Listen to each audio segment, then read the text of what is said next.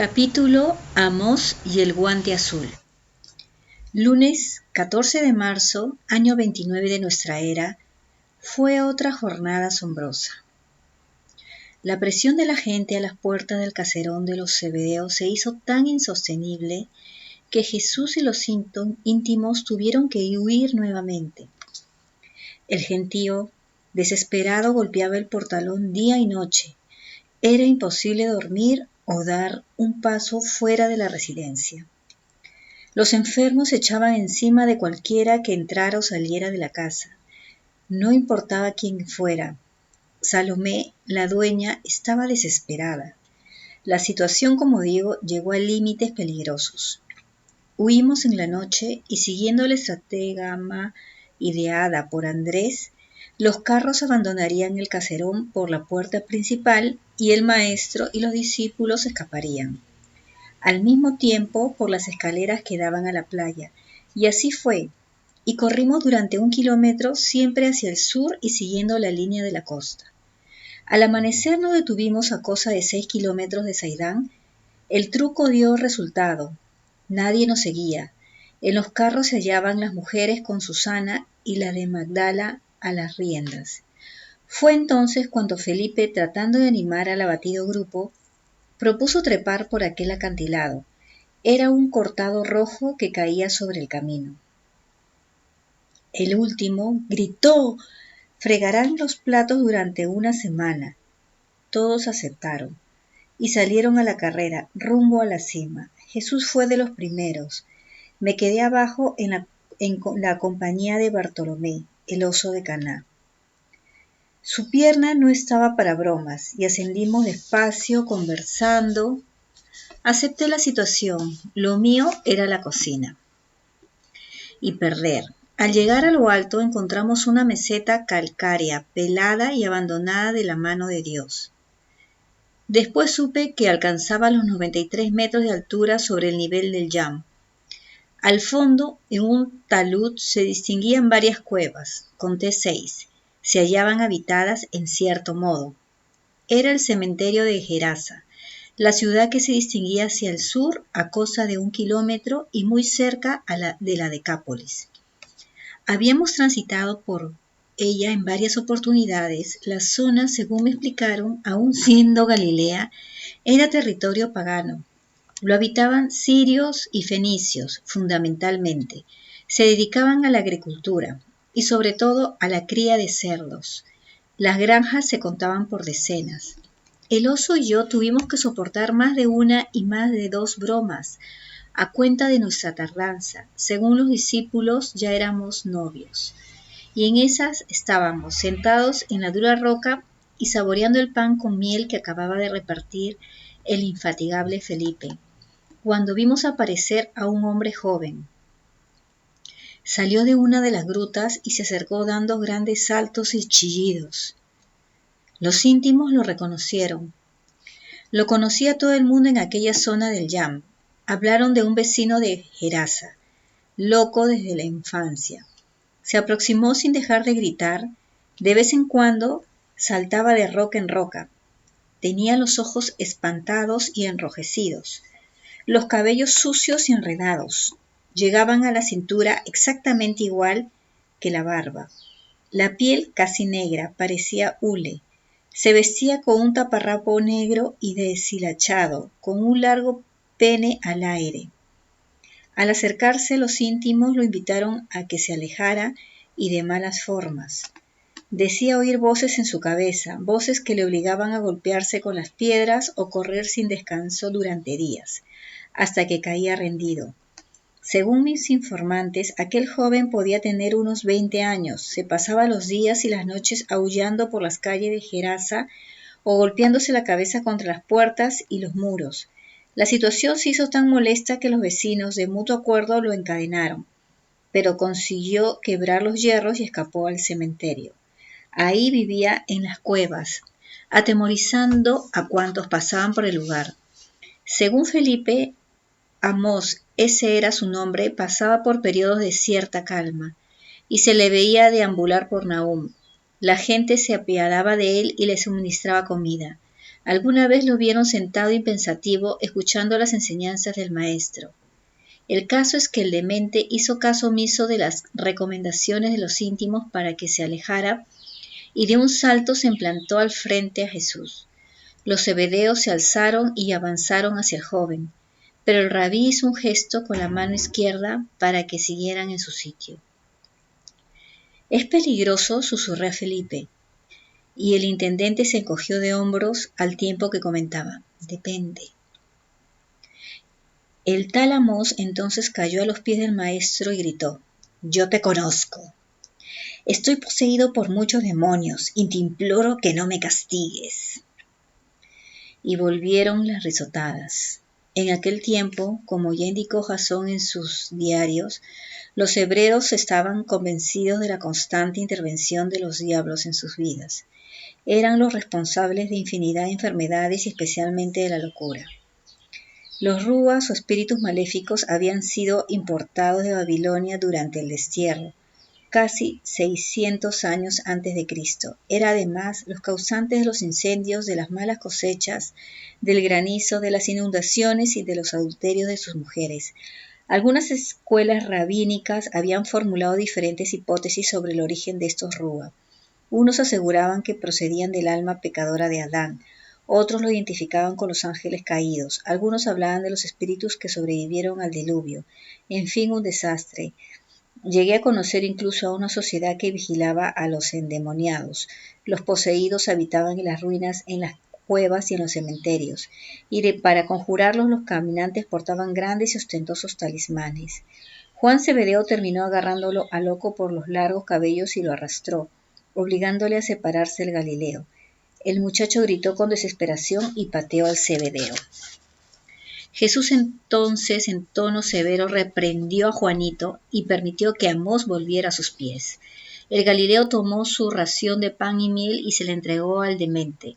Amós la aceptó y la devoró en un momento. Estaba hambriento y el joven volvió a reír con sonoras carcajadas al tiempo que miraba al cielo. Señalaba con el dedo y gritaba: ¡Ellos! ¡Ellos! Todos levantamos la vista hacia el azul, parecíamos tontos de remate, solo distinguimos un puñado de gaviotas despistadas y chillonas. Y el maestro empezó a acariciar los enredados cabellos del joven con los dedos de su mano izquierda, y el rostro del rabí se tornó grave. Entonces escuchamos un gran silencio, qué extraño, y dejamos de oír los gritos de las gaviotas y el repiqueteo de las olas en la costa. Miré de nuevo a lo alto, extrañado, pero las aves seguían volando. ¿Qué sucedía? Y fue en esos instantes cuando lo vi. ¿Cómo describirlo? Me quedé pasmado y fascinado al mismo tiempo. Después lo supe, no fue una alucinación. El resto de los íntimos también lo vio. Era como un guante de luz. Cubría la mano izquierda del Galileo hasta la muñeca. ¿Me estaba volviendo loco como Amós? Los dedos de Jesús, en esos momentos totalmente azules, continuaban acariciando el cabello del muchacho. Era una luz tenue que permitía ver la bronceada piel. Yo diría que el guante podía tener un grosor de 1 centímetro. Y de pronto Amós cayó desmayado y el guante azul desapareció. Y escuchamos de nuevo el griterío de las gaviotas y los ruidos propios del lago. Todo volvió a la normalidad. Entonces percibí un intenso olor a mandarina. La inmensa ternura de aquel hombre había vuelto a actuar. Felipe atendió al joven y le proporcionó agua. Jesús se levantó y se dirigió al filo del acantilado, y ahí permaneció un buen rato. Al poco Amós volvió en sí. La mirada era diferente, parecía tranquilo, y empezó a conversar con el intendente. La voz era reposada. No volvieron las risotadas, respondía con lógica a las preguntas de Felipe. El discípulo y yo nos miramos diferentes ocasiones. ¿Aquel no era el loco que había salido de una de las cuevas? ¿Qué estaba pasando? ¿Qué había sido de la posible esquizofrenia? ¿Lo había curado el maestro? Y en esas estaba cuando de pronto acertó a pasar un grupo de pastores con sus rebaños de cerdos. Eran 4 sucios, cubiertos con grandes capotes de lana. Los acompañaba 3 perros negros y poderosos. Al vernos, los individuos se aproximaron y conversaron con los íntimos. Regresaban a Gerasa. Llevaban una semana fuera de casa. Felipe les invitó a comer miel y queso, pero los gerasenos declinaron la invitación, y de pronto uno de ellos se fijó en Amós, y quedó desconcertado. El muchacho hablaba y se comportaba como una persona normal. Creo que el pastor se asustó, reclamó la atención de los otros, comprobaron lo que decía y sin mediar palabra, sin despedirse, dieron media vuelta y salieron a la carrera en dirección a Gerasa. Los perros, creo que mastines, arrearon a la piara con sus ladridos y los cerdos galoparon tras los pastores. Pero un pequeño grupo de animales, unos 40 o 50, quedó aislado y distraído cerca de las grutas. 2 minutos después, los mastines retornaron y rodearon a los cerdos. Intentaron con sus ladridos y carreras que se dirigieran hacia el sur. La impaciencia de los perros, creo, terminó por provocar un desastre. Uno de los mastines se lanzó entre las patas del ganado y procedió a morder los 4 traseros y los testículos de los puercos, y sembró el pánico entre los animales. Resultado, los cerdos huyeron sin control, corrieron hacia el filo del cortado, y se precipitaron a las aguas del lago. El maestro, que se encontraba cerca, tuvo el tiempo justo de apartarse. Los mastines siguieron ladrando en el borde del precipicio. Los animales murieron ahogados. Durante varios minutos los discípulos contemplaron atónitos el fondo del acantilado. 2 o 3 cerdos yacían inmóviles sobre el camino. El resto desapareció en las aguas del Yam, y los perros, al oír unos lejanos silbidos, partieron a la carrera. Los pastores los reclamaban. Fue en esos momentos cuando Pedro hizo el comentario: los rúa que el maestro sacó del cuerpo de Amós buscaron a los cerdos. ¡Pardiez! Pedrito hablaba en serio. Y fue así como se fraguó la ridícula historia de los espíritus malignos que entraron en los cerdos y se arrojaron al mar de Tiberíades. No podía creerlo. Todos fuimos testigos de ataque de los mastines. Todos vimos cómo los puercos aterrorizados huían sin dirección. Todos fuimos conscientes del lamentable accidente. Pero solo fue eso, un accidente. Salvo Felipe y Tomás, el resto apoyó la hipótesis de Pedro. Los rúas salieron de Amós y escogieron los cuerpos de los cerdos para suicidarse. Vaya diablos tan estúpidos. Esa tarde, cuando la noticia de la sanación de Amós se propagó por Gerasa, vimos aparecer en el cementerio a los 4 pastores de la mañana y otras gentes de la ciudad. Comprobaron que Amós se hallaba perfectamente y aterrorizados suplicaron a Andrés que nos marcháramos de sus tierras y resumieron: nuestros dioses os temen, marcharos con vuestro profeta, mañana podemos perder más cerdos. Y se alejaron. El maestro dio la orden: regresamos a Saidán. Amós quiso quedarse con el rabí, pero Jesús lo convenció con dulzura de que resultaba más útil en Gerasa, anunciando la buena nueva. Y el joven aceptó y pasó el resto de su vida afirmando que el Galileo había sacado de su cuerpo una legión de Rúan y que dichos demonios entraron en los cerdos arrojándose al Yam. Naturalmente, Mateo, Marcos y Lucas contaron las batallitas de Pedro. Invitó al hipotético lector de estas memorias que se asome a los textos evangélicos y compruebe los delirios de los citados y supuestos escritores sagrados. Veamos en Mateo 8, 28-34. El evangelista habla de 2 endemoniados que salían de los sepulcros. 2, solo vimos 1. Tampoco las expresiones de los locos corresponden a lo que verdaderamente escuchamos. ¿Has venido aquí para atormentarnos antes de tiempo? Y el evangelista sigue manipulando. Había ahí una cierta distancia una gran piara de puercos paciendo. Y le suplicaban a los demonios: si nos echas, mándanos a esa piara de puercos. Él les dijo: id. Saliendo ellos se fueron a los puercos y de pronto toda la piara se arrojó al mar precipicio abajo y perecieron en las aguas. Los porqueros huyeron, falsedad tras falsedad e invento tras invento. Jesús nunca habló a los supuestos demonios. Mateo ignora a los perros mastines. Pero lo desconcertante es que el discípulo, Mateo Leví, estaba ahí y fue testigo de todo. ¿Quién lo engañó? ¿Por qué escribe tanto error? Los pastores ya se habían marchado de la meseta cuando los cerdos cayeron por el acantilado.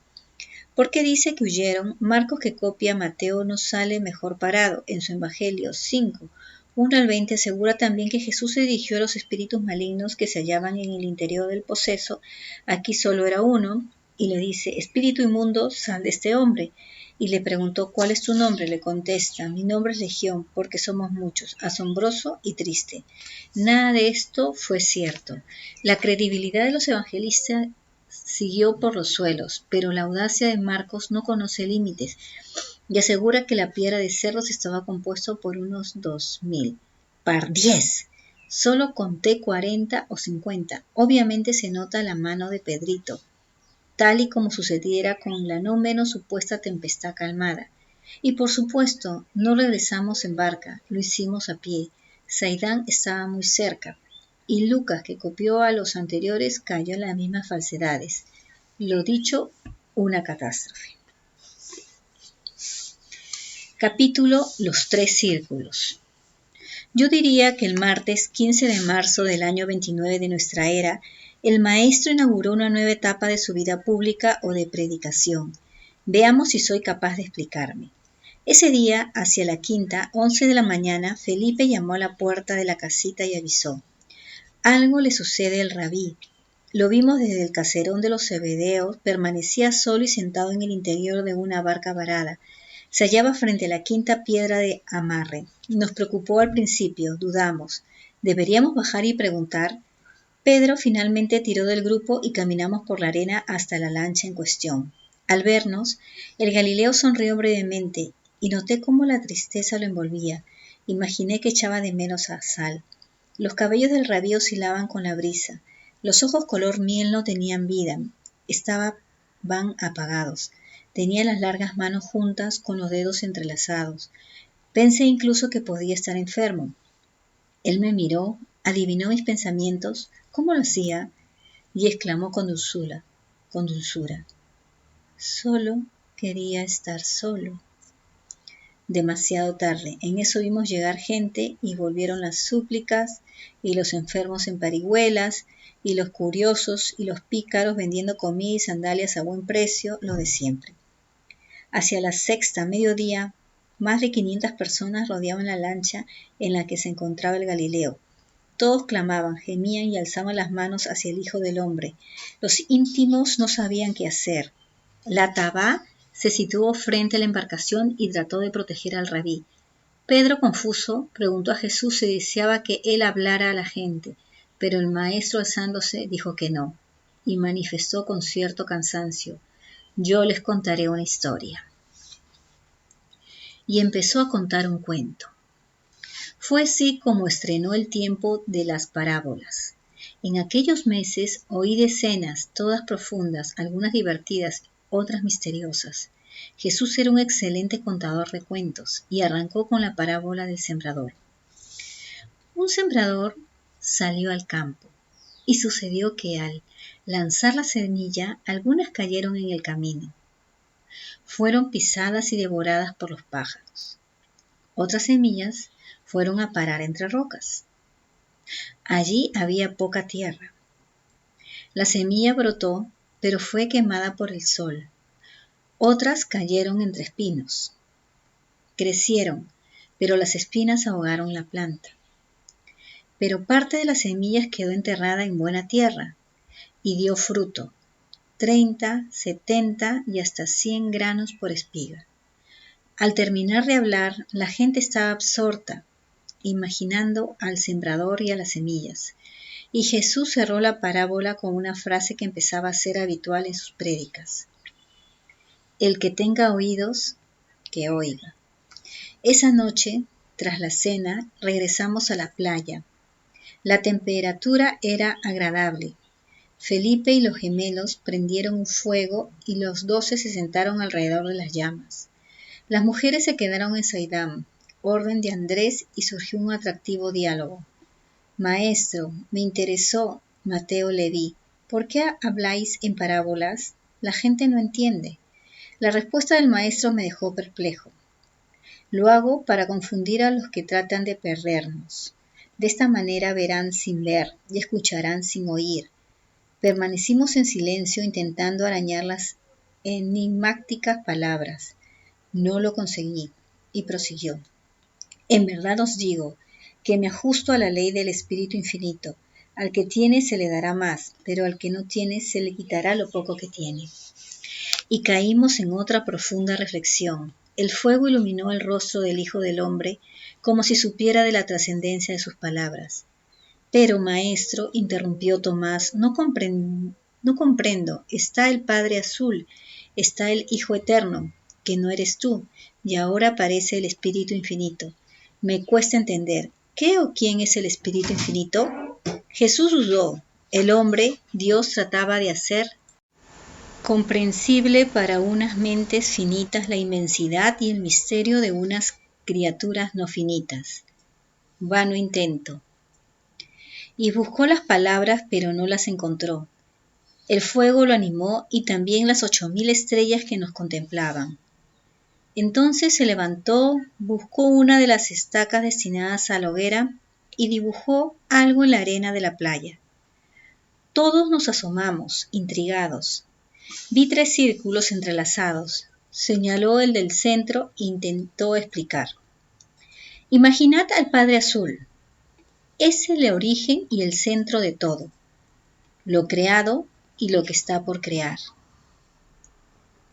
Después desvió el palo hacia el círculo de la izquierda, lo señaló y proclamó, solemne: Imaginad al Hijo Eterno, mi Padre. Él carga con la espiritualidad del reino invisible y alado. Y desviándose hacia el último círculo advirtió: Y ahora imaginad al Espíritu Infinito, la fuente de la mente. De él nacen las ideas. Los 3 son dioses, los 3 son eternos, los 3 son acción, es decir, amor. Los 3 cumplen una función. Se volvió hacia Tomás y completó. El primer círculo, el central, irradia amor y sostiene lo creado. El Hijo materializa el pensamiento del Padre Azul y el Espíritu Infinito canaliza la sabiduría de ambos. Pronto os lo enviaré. No entendimos gran cosa, pero nadie se atrevió a preguntar. El maestro entonces, en mitad de un silencio apenas roto por el monótono golpear de las olas en la costa, caminó un par de pasos, buscó otro paño de arena y volvió a dibujar con la estaca. Esta vez fueron 3 círculos, pero concéntricos. Nos asomamos de nuevo al dibujo y alguien preguntó: ¿qué es? Y el rabí regresó al fuego. Se sentó nuevamente y esperó a que nos acomodáramos. Paseó la mirada entre los intrigados discípulos y divertido replicó: es mi bandera. Se desató un inmediato murmullo. ¿Su bandera? ¿Qué quería decir? Y el rabí fue contestando a las interrogantes. Soy un hijo creador, os lo he dicho. Tengo un reino y tengo una bandera. El círculo central representa al Padre Azul, el amor infinito y eterno. El segundo círculo simboliza al Hijo Eterno, e insistió mi Padre. El último es el Espíritu Infinito que os envuelve con su sabiduría. Andrés insistió: entonces tú eres rey. También os lo dije, si levantáis la vista observaréis una parte de ese reino. El oso estaba impaciente y preguntó atropelladamente: Maestro, ¿la mente procede del Espíritu Infinito? Así es, respondió Jesús sin vacilación.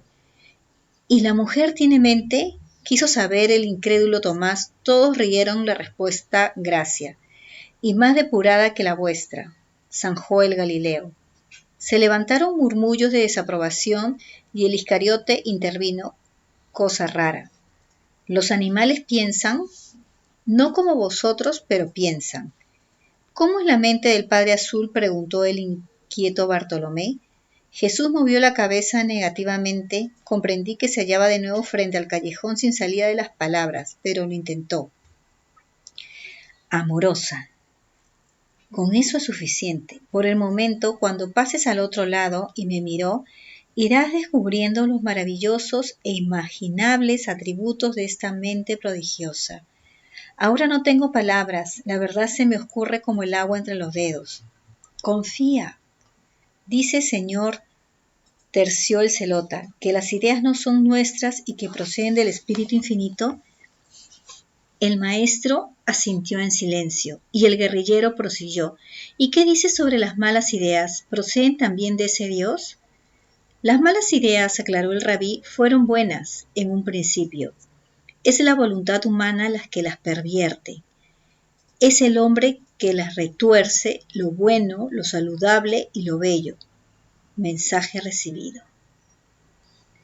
Pero dinos, se interesó Mateo Leví, ¿qué había antes del Padre Azul? El maestro volvió a negar con la cabeza, suspiró profundamente y el fuego se asustó, y terminó reclamando: permite que Abba te sorprenda cuando pases al otro lado. Deja algo para después. Y el oso volvió a la carga. Rabí, ¿cuál es tu verdadera gracia? ¿Cómo te llaman en el reino invisible y alado? Nos quedamos con la boca abierta. Bartolomé, el oso de Caná, era un caso. Mi verdadero nombre es... Y dejó correr los segundos como si dudase. Pero no, el maestro no dudaba, sonrió divertido y proclamó: me llaman Micael. Y el oso estalló: ¡Miguelito! Las risas doblaron las llamas. Jesús fue el que más rió.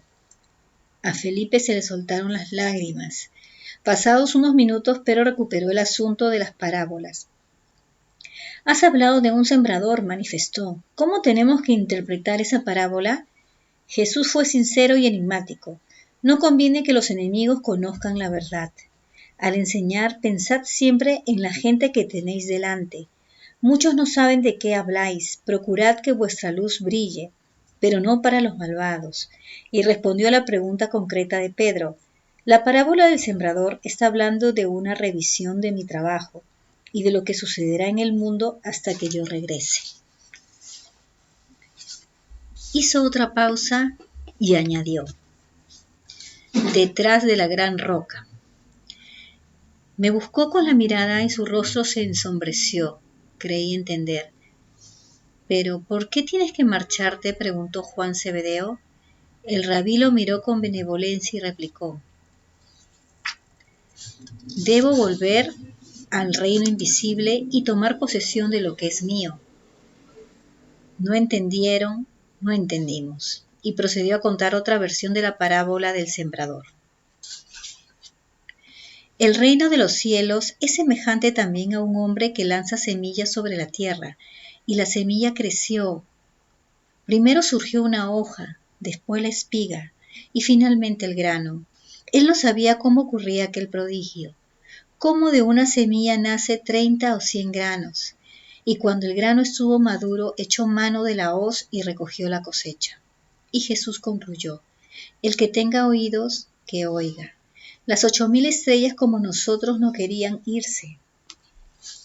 A partir de aquel día, el maestro refirió más de 200 parábolas. Recuerdo algunas con especial interés. El reino de Dios, dijo, es semejante a un grano de mostaza. Un hombre la sembró en su campo, y al germinar la semilla, la más pequeña del mundo, se convirtió en un árbol gigantesco, y las aves del cielo moraban en él. Otro día contó la historia del rey que tenía 4 esposas. Aquel rey, explicó, amaba a su cuarta esposa más que a las demás. Las cubría de joyas y le daba siempre lo mejor. También amaba a su tercera esposa y la llevaba con él por sus territorios, pero temía que se fuera con otro. Amaba igualmente a la segunda esposa. Ella era su confidente. La primera esposa era su compañera leal. Había ayudado a mantener en pie el gran reino. El rey, sin embargo, no amaba a la primera esposa. Apenas se fijaba en ella, y un día el monarca enfermó gravemente. Y pensó: ahora tengo 4 esposas, pero cuando muera estaré solo. Y decidió hacer una pregunta a cada una de las esposas. Habló con la cuarta y le dijo: te he amado más que a las demás, te he proporcionado los mejores vestidos y te he cuidado. Ahora me muero. ¿Estarías dispuesta a morir conmigo? Ni pensarlo, respondió la mujer, y se alejó muy enfadada. El entristecido rey preguntó también a la tercera esposa: «Te he amado toda mi vida, ahora estoy muriendo. ¿Estaría dispuesta a seguirme?». «No», replicó la tercera. «La vida es demasiado buena. Cuando mueras me volveré a casar». Entonces interrogó a la segunda: «Siempre has estado ahí para ayudarme. Ahora me muero. ¿Querrás acompañarme al otro lado?». «Lo siento», respondió la segunda esposa. «Esta vez no puedo ayudarte. Lo único que puedo hacer por ti será enterrarte». Y el rey de pronto oyó una voz: decía: «Me iré contigo». Era su primera esposa, aparecía delgada y desnutrida, y el rey, muy afectado, contestó: «Debí atenderte mejor cuando tuve la oportunidad de hacerlo». Y el maestro redondeó: «Quien tenga oídos, que oiga». Cuando uno de los discípulos quiso saber algo más sobre la mencionada parábola del rey y las 4 esposas, el Galileo aclaró: «En realidad todos tenemos 4 esposas. El cuerpo, la cuarta. Nuestros bienes y riquezas, la tercera esposa. La familia, la segunda. Y el alma, la primera esposa. Esta última será la que te acompañará siempre. Ámala más que a ninguna». Recuerdo también la de la gacela, inspirada en el Cantar de los Cantares 8:14. «Eres como una gacela». ¿Por qué lo dices? La gacela, cuando duerme, lo hace con un ojo abierto y otro cerrado. Pues bien, enseñó el maestro, cuando Israel hace la voluntad del Padre Azul, duerme con los ojos cerrados. Hazlo tú también. Prueba a dormir con los 2 ojos cerrados.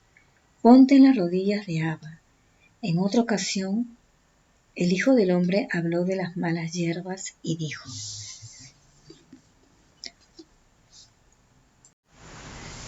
«El reino de mi Padre es semejante a un campo que fue sembrado de trigo.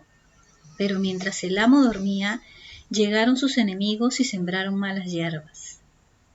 Cuando el trigo creció, se presentó también la mala hierba, y los siervos preguntaron: ¿Debemos arrancar la mala hierba? Y el amo les dijo: Dejad que crezcan ambos. Cuando llegue la cosecha, ordenaré que aparten a uno de otra. La mala hierba será quemada y el trigo guardado en el granero». También me interesó la parábola de las copas, igualmente inspirada en el Talmud. Esto fue lo que dijo el maestro: Hubo un gran rey, tenía una extraordinaria colección de copas, y pensaba así: si pongo agua caliente en las copas de cristal, terminarán estallando. Si pongo agua helada, las copas se mellan. ¿Qué debo hacer? Y mezcló el agua caliente con la fría y llenó sus delicadas copas. Ninguna resultó dañada. Quien tenga oídos, que oiga. Tomás no entendió y solicitó una aclaración. Estas fueron las palabras del Galileo: Si el Padre Azul hubiera creado el mundo bajo el control de la misericordia, el pecado y la injusticia lo habrían dominado. Si lo hubiera hecho bajo la estricta mirada de la justicia, el mundo terminaría pereciendo. Es por ello que decidió mezclar la misericordia y justicia, por eso el mundo continúa. El reino de los cielos, prosiguió el maestro, en una ocasión es semejante a la red de un pescador. Se echa a la mar y recoja toda clase de peces. Una vez en tierra, los pescadores se sientan y proceden a escoger. Los peces interesantes son conservados en tinajas y los malos arrojados al agua. Un día habló de un rey y explicó ante la maravillada ocurrencia.